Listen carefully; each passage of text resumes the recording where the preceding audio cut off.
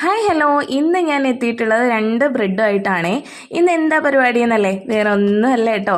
വെക്കേഷനൊക്കെ ആയതുകൊണ്ട് തന്നെ വലിയ ടാസ്ക് ആണല്ലേ കുട്ടികൾക്ക് എന്താ ഉണ്ടാക്കി കൊടുക്കുക എന്നുള്ളത്. അപ്പോൾ എനിക്കും വലിയ ടാസ്ക്കാണ് കേട്ടോ ഈവനിങ് സ്നാക്സ് ഉണ്ടാക്കുക എന്നുള്ളത്. സത്യം പറഞ്ഞു കഴിഞ്ഞാൽ ഈ സ്നാക്സ് ഉണ്ടാക്കുന്നത് എനിക്ക് വലിയ ഇഷ്ടമല്ലാത്ത കാര്യമാണ്. എന്നാൽ കുട്ടികളുടെ ഇഷ്ടമല്ലേ, നമുക്ക് ഉണ്ടാക്കി കൊടുത്തല്ലേ പറ്റുള്ളൂ.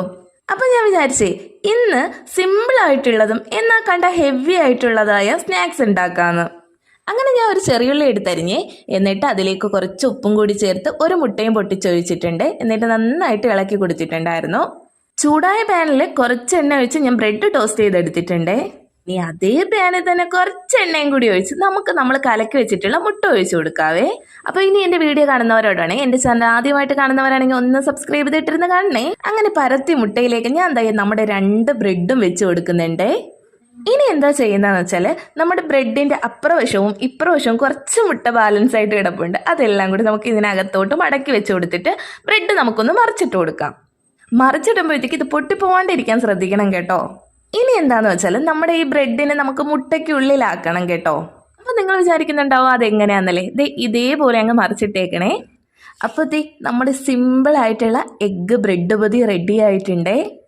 അടിപൊളിയാണ് കേട്ടോ, സിമ്പിളും ആണ്, നമുക്ക് പെട്ടെന്ന് ഉണ്ടാക്കി എടുക്കാനും പറ്റും, കാണാനൊരു മൊഞ്ചുണ്ട് അല്ലേ. അപ്പോൾ അടിപൊളിയായിട്ടുള്ള എഗ്ഗ് ബ്രെഡ് പൊതി എല്ലാവരും ഉണ്ടാക്കി നോക്കണം കേട്ടോ. അടിപൊളി ടേസ്റ്റാണ്, നല്ല സോഫ്റ്റാണ്. ചായക്കൊക്കെ സ്നാക്സ് നിർബന്ധമായിട്ടുള്ളവർ കുറച്ച് പേരൊക്കെ കാണുമല്ലേ. അങ്ങനെയുള്ളവർക്ക് പെട്ടെന്ന് ഉണ്ടാക്കി എടുക്കാൻ പറ്റുന്ന ഒരു ഐറ്റം ആണേ. കുഞ്ഞു കുട്ടികളുടെ കുഞ്ഞു വയറ് നിറയ്ക്കാൻ വേണ്ടിയിട്ട് ഈ റെസിപ്പി തന്നെ ധാരാളമാണ് കേട്ടോ. അപ്പോൾ എല്ലാവരും ഉണ്ടാക്കി നോക്കിയിട്ട് ഫീഡ്ബാക്ക് അറിയിക്കണേ. അപ്പോൾ എല്ലാവർക്കും സംശയം ഉണ്ടാവും ഇതിനകത്ത് മുട്ടയൊക്കെ ഉണ്ടോയെന്ന്. അതിനകത്തൊക്കെ ഉണ്ട് കേട്ടോ. അങ്ങനെ ഞാനൊരു സ്പൂൺ വെച്ചാണ് കേട്ടോ ഇത് കട്ട് ചെയ്തിട്ടുള്ളത്. നല്ല സോഫ്റ്റാണ്. കിഡിലോസ്കി എന്നൊക്കെ പറയില്ലേ, അതുപോലെ തന്നെ എനിക്ക് വളരെയധികം ഇഷ്ടപ്പെട്ടു.